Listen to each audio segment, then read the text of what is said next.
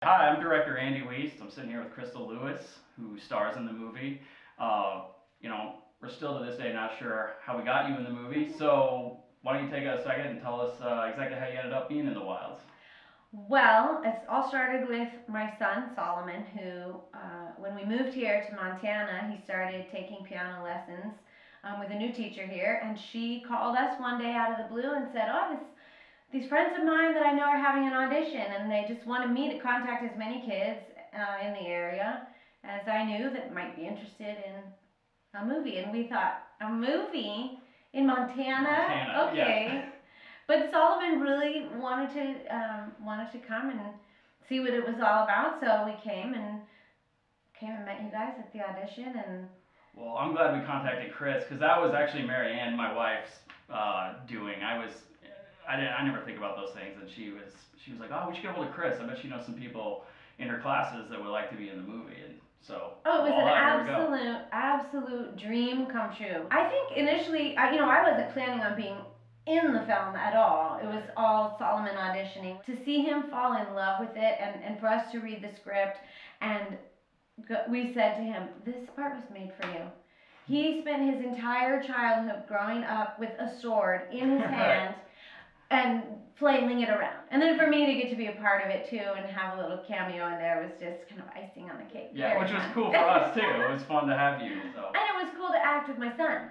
Oh That yeah. was really cool. Well, yeah. What was that like? Tell us more about that. Elaborate on that. It was hard to not laugh a lot of the time. I mean, we spend a lot of time together and we have a great rapport and relationship, and so it was hard for me not to laugh. I think he got a little irritated with me there for a little while because he was being so serious.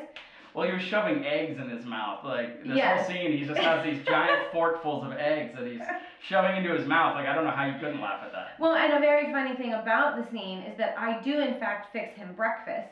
And I don't typically do that. I'm not the breakfast fixer at our house. That would be my husband Brian's job. And so I think we found that somewhat amusing that you were making him I breakfast. was making him breakfast, Yeah. which I don't really do. I could go on and on and on about the positive aspects that my involvement, my family's involvement with this whole project has been unbelievable. Just thank you. Countless blessings. It's been so cool. I think both of our kids have wildly exceeded our expectations in what they have attempted. Both Isabella, our daughter, which we will talk about her in a little bit, but and Solomon, both musically and then with the acting stuff. It just I kind of feel like I've got some experience in this department. Let me give you some advice and some tips and stuff, and then I see him do his own thing, and I think there's nothing I can say or do to help him do it better. He's already kind of got his own thing going, and he does it really well. So it's very exciting for me to see. And also, I think that for Solomon, he grew up reading Pilgrim's Progress. Yeah. And he read it multiple times. I think that had a huge impact on him. He had a different kind of understanding about Christian, about Chris, had he not read the story, and really been really familiar with the story. Oh yeah, he was definitely familiar with it. I remember he first showed up, I think the very first day of shooting, and he was like, am I gonna have to cry a lot in this? And I was like, well, why would you have to cry a lot, Solo? And he's like, well, just in the book, the guy's crying like every other page. And I'm like, you're right, he is crying all the time. Like, no. So I told him at first, I'm like, yeah, like get ready, I want to see fountains just pouring out throughout the whole movie. But we ended up making him not cry at all. I don't think he ever cries. No, he probably cried later when he got home after doing all the stunts. Right. But maybe not all the during. abuse. Yeah. Yeah. So let's talk about that then. So how did that make you feel, since I was constantly putting your son in peril? Well, what's very funny is he would come home with new rips in his jeans or his pants and new bruises, and just filthy dirty, which I think initially some of that was makeup, but by the end of the day, I think it was pretty real. Yeah. He is not a daredevil, go outside and get dirty kind of a kid. He never has been. And so that, I think, was a whole new experience for him. And it was awesome. It just was so great for all of us, I think, to see him going, huh, this isn't so bad playing outside. Yeah. It's pretty funny. Well, I know. Well, that was, I remember you said that to me. Because I felt like I needed to come clean one day because I dropped him. I made him jump off a top of a van. No, I think it was like 10 feet high or 8 And feet I high. clearly remember you guys waiting for me to leave before you did. Right, yeah. You were hanging out that day, and then you left. I'm like, okay, solo. Like, see that tree over there? Like, we're going to jump off into that. And so I remember he jumped off, well, I demonstrated it for him. I did try it first to see if it was safe. And I came out fine, so I'm like, it'll be fine. You're younger than me. We touched on the Pilgrim's Progress, the fact that Solo and you guys are very familiar with the story. Yeah, this was a retelling of that story. And so let's talk a little bit about that. Your thoughts on retelling a classic like Pilgrim's Progress. Well, I think the way that you did it was the right way to do it.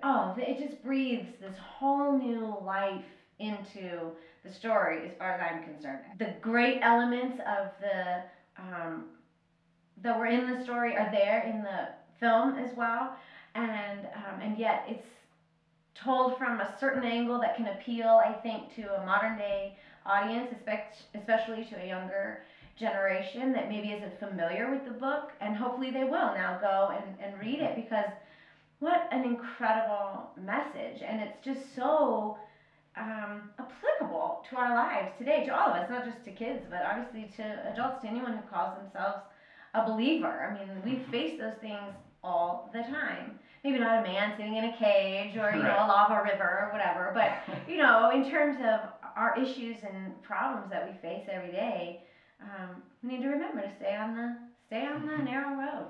Well, that's how I felt about it. To me, it's just a story that it really truly does stand the test of time. It's like you can always, it doesn't matter when it was written, you can always relate to it. We just want to do it, like I've said before, with lots of explosions and giant robots. But the message is still the same. Somehow it worked. It's crazy. Yeah. I think we pulled it off. I agree. All right, so let's go ahead and talk a little bit about the music, since obviously you had a big part in that. One of the things we want to do with the movie was have this sort of futuristic setting, but we want to have music that was actually almost the opposite of that, where it was kind of had a real retro, vintage kind of feel to it, so that you almost didn't know when the movie took place. It kind of is this sort of ambiguous time period. So tell us a bit about how we kind of went about coming up with that sort of music.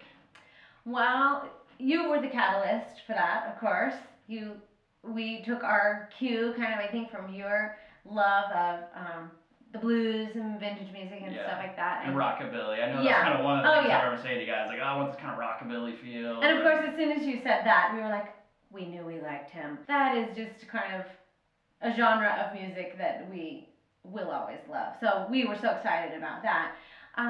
There's some songs that I had recorded that fit, I think, so perfectly, and that were gospel and yet had that same kind of rockabilly vibe to them. I think probably the one song that's not quite, in that genre is the ending song that plays over the credits. And the funny story about that song is we had kind of talked about doing an ending credit song, and I thought, I've got this great idea for it. And actually it was from a song that my daughter had written.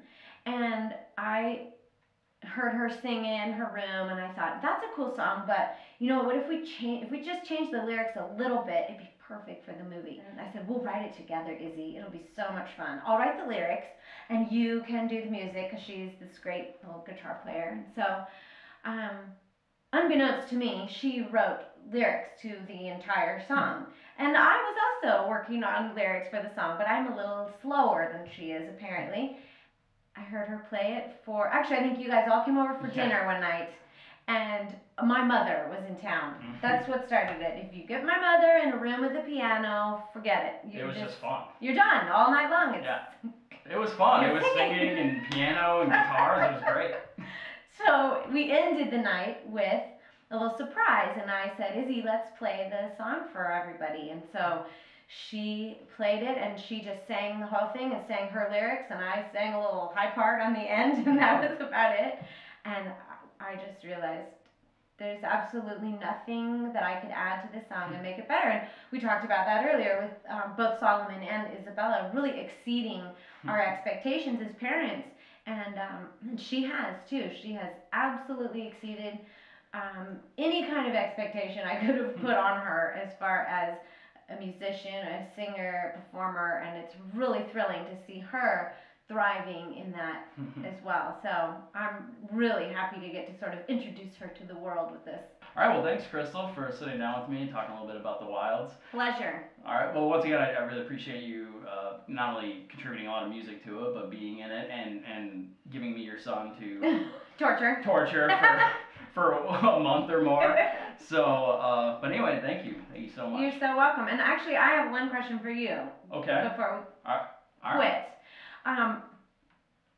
One of my early questions, early on, like when we first did the audition and all that, was actually, I don't think you guys had a title officially yet, like right in the beginning, right? Right, that was being debated, I think, during the entire shoot.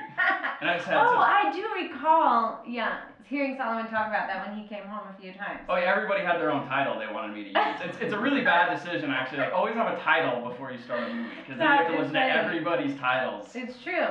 Well, so my question is, why the Wilds? How did you end up settling that debate with that title? With the Wilds, spelled Wilds. with a Y. Yes. That's a very good question, Crystal. Yeah, why not Pilgrim's Progress, I guess. Yeah. Right? I guess for me, I felt that, as much as I love the book, and I absolutely love the book Pilgrim's Progress, I felt that nowadays, most people associate pilgrims with the people that came over on the Mayflower. And so I really felt like, I didn't want kids to be like, oh, it's a movie about the Pilgrims and Thanksgiving and they're progressing. You know, I don't know, it just didn't seem like a real cool kids movie. The Wilds actually came from, one of the opening lines in Pilgrim's Progress is, talks about how he came out of the wilderness and settled in this place where he had a dream, and that was kind of how John Bunyan opens the book. And so I thought, I kept thinking like the wilderness, and then kind of hit the wilds sort of as a variation on the wilderness. And so that's where it came from, this idea that he's eventually going to journey out into the wilderness in the story. And so the spelling with the Y was just, I didn't think the Wilds with an I looked that cool, and that's really about it. There's nothing really special about that. I mean, I've some people ask, and I tell them something, I make something up like, well, language has just degenerated so much in this post-apocalyptic future that nobody knows how to spell anymore, and so it's spelled with a Y. And we sort of explain it in the movie by having the graffiti on the side as they're leaving. I love that. It says "Beware the Wilds," and it's just spelled with a Y, and so that's sort of where it came from. Well, I feel like you pulled it off, and it is something that we as a family are so proud to be involved with, that's for sure. Well, thank you. And thanks once again, Crystal. Thank you. So, anyway, check out The Wilds. If you want, you can go to www.thewylds.com. Remember, that's with a Y. And you can check out, we'll be updating it with trailers and probably more interviews and all that kind of thing. So, thank you so much.